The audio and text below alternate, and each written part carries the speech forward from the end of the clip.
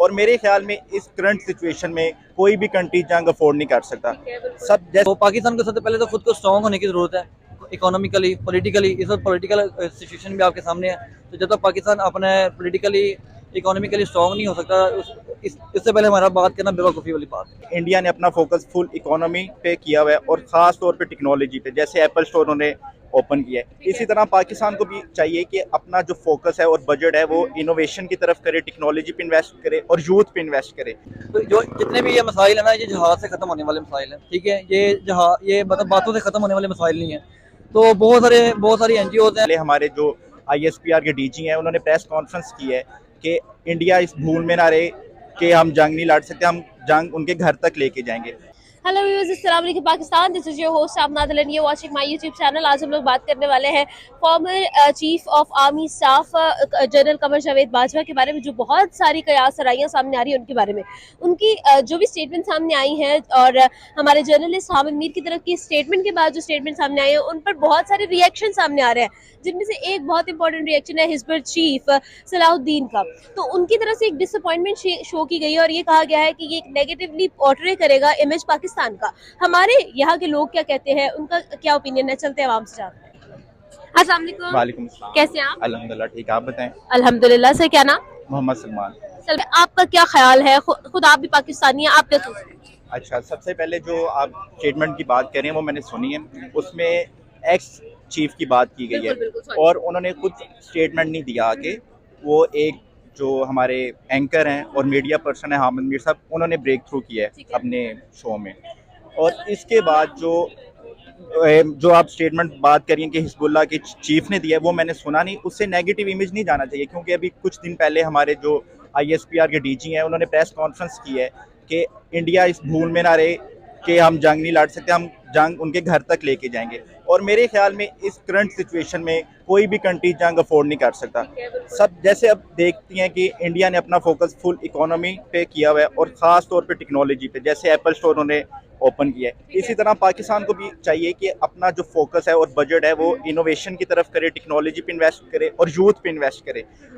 जैसे आपने देखा कि यूथ बहुत डिसअपॉइंटमेंट के शिकार है। रिसेंटली 90,000 या 70,000 यंग पीपल अब्रॉड गए हैं, ठीक है।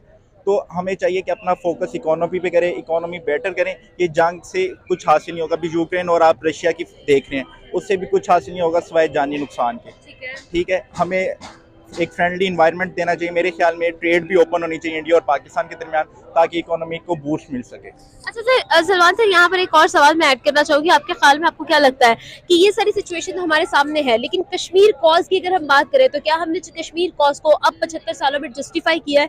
हम लोग हमेशा कश्मीर की बात करते नजर आए हैं, लेकिन अगर हम लोग आज़ाद कश्मीर की बात करें तो आज़ाद कश्मीर में स्टिल अभी तक कोई डेवलपमेंट का काम हमें नजर नहीं आया। स्टिल वहाँ के लोग जो है वो उस तरह से जो है वो प्रिविलेज नहीं है जिस तरह के यहाँ के लोग हैं।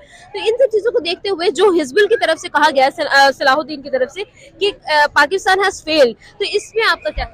देखिए miss, Pakistan has not failed to defend the Kashmir, ठीक है। आधा कश्मीर हमारे पास है और आधा कश्मीर जो मकबूजा कश्मीर है वो इंडिया के पास है। अगर हम बात करें कि इन्वेस्टमेंट के लिए, अभी पाकिस्तान डेवलप्ड कंट्री नहीं बना है, it's in a developing country में शुमार होता है, ठीक है। और अभी डेवलपिंग कंट्री के लिहाज से हमें अपना फोकस कश्मीर पे, हमारी अभी यहाँ पाकिस्तान में बेसिक नीड्स नहीं पूरी हो रही, तो हम कश्मीर की क्या करेंगे, ठीक है।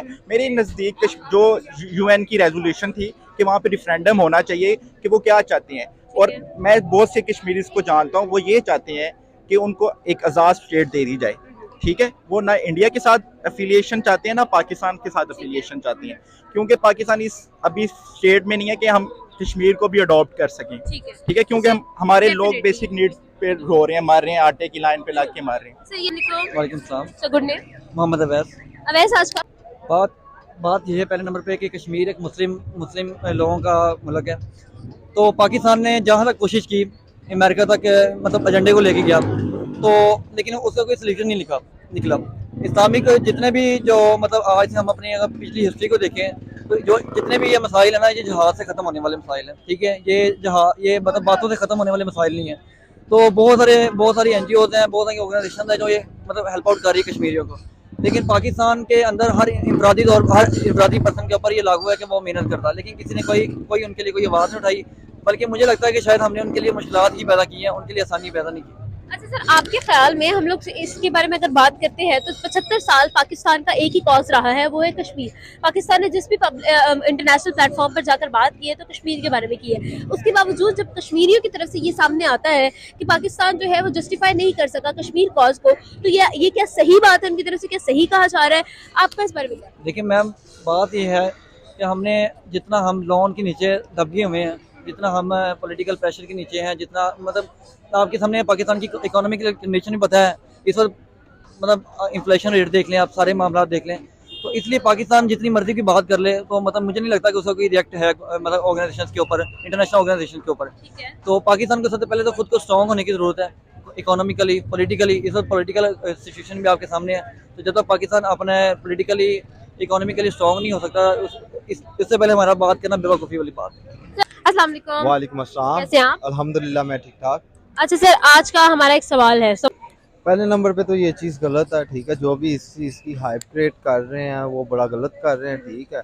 पाकिस्तान का, कश्मीर का, इंडिया का मामला जो है वो शुरू से चलता आ रहा है, ठीक है। जब तक ये हल नहीं होता तब तक चलता रहेगा, ठीक है। इस बारे में ना कोई मीडिया ना कोई पर्सन अपनी प्रेडिक्शन कर सकता है, ठीक है। ये तो सबके सामने ही है कि इस टाइम कश्मीर के क्या हालात हैं और क्या चीज़ें चल रही हैं। रही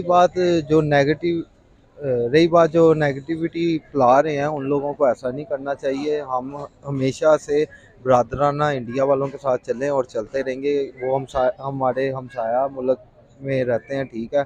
हम एक भाईचारा रख कर चलते हैं। इंडिया से हमारे मुल्क में कोई आता है तो हम उसकी बहुत ज़्यादा सेवा करते हैं, मेहमान नवाजी करते हैं। हम लाहौरी हैं, ठीक है, अपने खाने शाने खिलाते हैं ताकि उन लोगों को बता सकें कि यार ये बॉर्डर के हद तक जो आप में नेगेटिविटी बढ़ी हुई है ना, ऐसा कुछ नहीं है। हम लोग बड़े अच्छे हैं, ना कि कोई हम टेररिस्ट हैं, ना ही हम क्या कहते हैं दहशतगर्द हैं। लेकिन सर अगर हम खुद देखें, ऑब्वियसली जो भी वहाँ से लोग आते हैं उन लोगों को जो है वो एक पॉजिटिव इमेज लेकर जाते हैं अपने साथ, एक पॉजिटिव पर्सपेक्टिव उनका चेंज होता है। लेकिन उसी के साथ साथ हम ये भी जानते हैं कि 75 साल भी काफ़ी नहीं रहे कश्मीर इशू को सॉल्व होने में और हमारे आपसी ग्रजेस को ख़त्म होने में। उसकी वजह से हमारी ट्रेड इफेक्ट होती है, उसकी वजह से बहुत सारे इश्यूज होते हैं।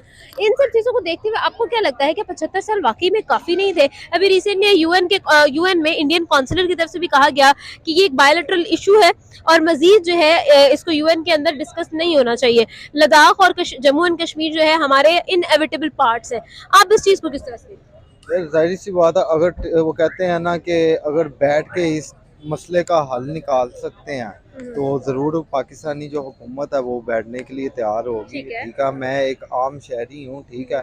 हम लोग भी चाहते हैं कि मामला जो हैं वो बैठ के टेबल टॉक पे अगर हल होते हैं तो ये तो बहुत अच्छी बात है, ठीक है। लड़ाई झगड़े में कुछ नहीं पड़ा हुआ।